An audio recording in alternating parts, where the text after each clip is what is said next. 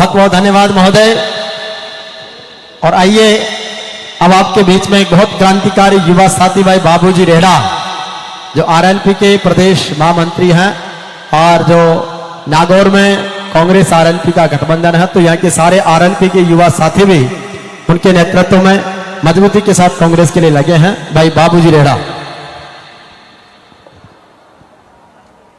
राम राम साहब, आज डिग्गी कल्याण जी की धरती पे मंच माता विराजोड़ा टोंक सवाई माधोपुर सो ताका लोकप्रिय प्रत्याशी हरीश जी मीणा साहब, रामविलास जी विधायक, किशनगढ़ विकास चौधरी जी पूर्व विधायक, प्रशांत बहरवा जी जिलाध्यक्ष जी,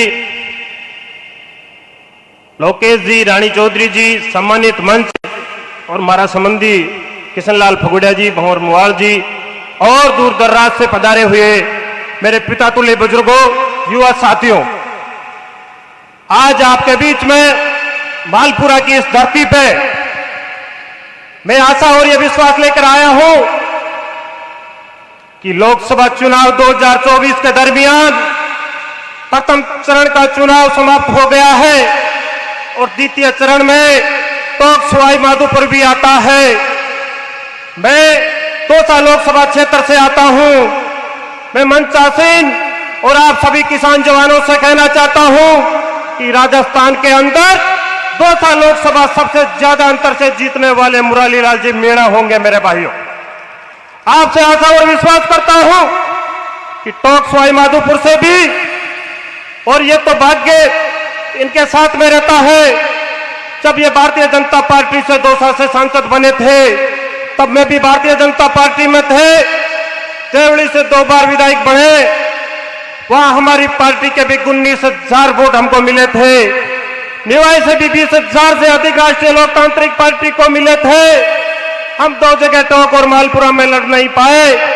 मैं हरीश मीणा जी से कहना चाहता हूं कि टोंक सवाई माधोपुर के अंदर इस इंडिया गठबंधन और राष्ट्रीय लोकतांत्रिक पार्टी के समर्पित 1 लाख मतदाता है और सभी ने ठान लिया है कि इंडिया गठबंधन के धर्म को हम मजबूती से निभाएंगे और आपके पक्ष में 26 तारीख को अधिक से अधिक वोट डाल करके आपको विजय बनाएंगे।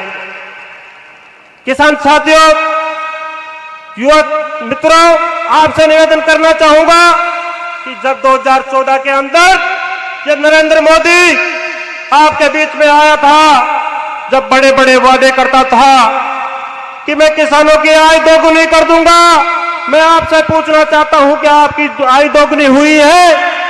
हुई है? नहीं हुई। मैं पूछना चाहता हूं कि वो कहता था कि काले धन को हम वापस लाएंगे, काला दिन लायक नहीं लाए।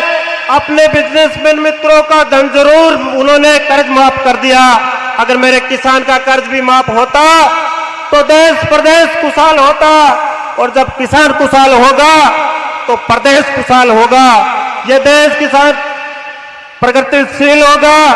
यह चुनाव कोई आम चुनाव नहीं है। और मैं तो आपसे कहना चाहता हूं, यह चुनाव हरीश जी मीणा और जौनपुरिया जी के बीच का भी नहीं है। यह चुनाव गुजरात के 2 बिजनेसमैनों का है। हमारे बीच में आदरणीय गोविंद सिंह जी डोटासरा साहब हमारे बीच में पधार गए हैं। एक बार जोरदार तालियों के साथ में अभिनंदन कीजिए डोटासरा जी का। जय श्री किसान और विजय श्री किसान के उद्घोष के साथ में बोले सत्यवादी वीर कुंवर तेजाजी महाराज की, बोलो देवनारायण भगवान की। बहुत अभिनंदन और स्वागत के साथ अभिनंदन आदरणीय डोटासरा जी का। एक बार दोनों हाथ खड़े करके डोटासरा जी का अभिनंदन कर दीजिए। किसान भाइयों की ओर से बहुत सारा स्वागत, बहुत अभिनंदन।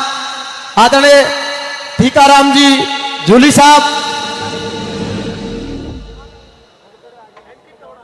आज हमारे बीच में कांग्रेस के प्रदेशाध्यक्ष श्रीमान गोविंद जी डोटासरा जी मंच पर पधार चुके हैं। इनका जोरदार तालियां बजाकर एक हार्दिक स्वागत और अभिनंदन करिए। मैं हमारी वाणी को विराम दूंगा। आपसे इतना ही निवेदन करना चाहता हूं कि मालपुरा के अंदर एक नारा चलता है, हाथी गौड़ा पाल की, जय कन्हैया लाल की।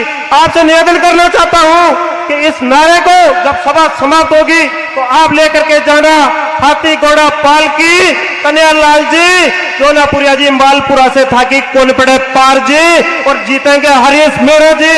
मैं इतना ही निवेदन करना चाहता हूं कि इस लोकतंत्र बचाओ लड़ाई के अंदर या तो जाकर के सरेंडर कर दो या फिर जाकर के अपने हक और अधिकार के लिए अपनी लड़ाई की शुरुआत कर दो। मैं इतना ही निवेदन करना चाहता हूं। दो बहनों के साथ अपनी वाणी को विराम दूंगा। आन चाहिए न बांध चाहिए, न किसी की जान चाहिए। तोड़ा जरा जी के नेतृत्व में हरीश जी मीणा जीतने चाहिए और इंडिया गठबंधन की सरकार भारत में बननी चाहिए। जय हिंद, जय भारत, जय वीर तेजा जी। बहुत बहुत धन्यवाद।